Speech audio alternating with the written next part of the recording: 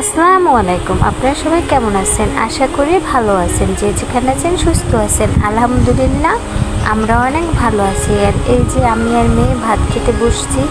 আর আজকে ভাত খাইলাম শাপলা ভাজি আর যে মুরগির গোশ। আর এখানে শাপলা ভাজি বানিয়েছি চিংড়ি মাছ দিয়ে। এটা খেতে আমার কাছে খুবই ভালো লাগছে।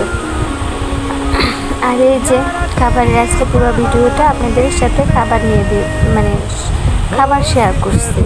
আর এখানে আমি শসা দিয়ে চিংড়ি মাছ দিয়ে রান্না করছি, ডাল রান্না করছি, মাছ আর মাছের ডিম। আর এখানে মেয়ে একা একা ভাত বেড়ে নেবে, আমি দিচ্ছি তাতে হবে না, ও একা বেড়ে নেবে।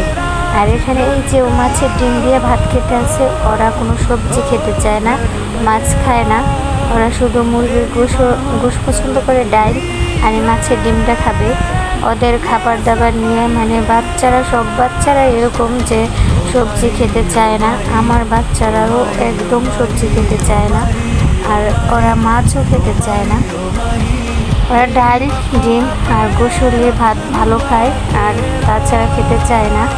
এই যে বাচ্চাদের নিয়ে ভাত খেতে বসে গেছি, আর সেটা একটু আপনাদের সাথে শেয়ার করতেছি। আমার ভিডিওগুলো আপনাদের কার কীরকম লাগে জানি না। যদি কোনো আপুর ভাইয়ার কেউ পছন্দ হয়ে থাকে আমার ভিডিওতে একটা লাইক করবেন।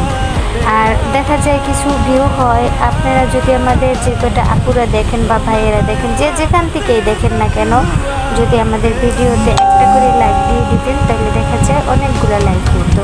কিন্তু আপনারা দেখেন বাট আপনারা লাইক করেন না, তো সেজন্য আমাদের অনেক খারাপ লাগে।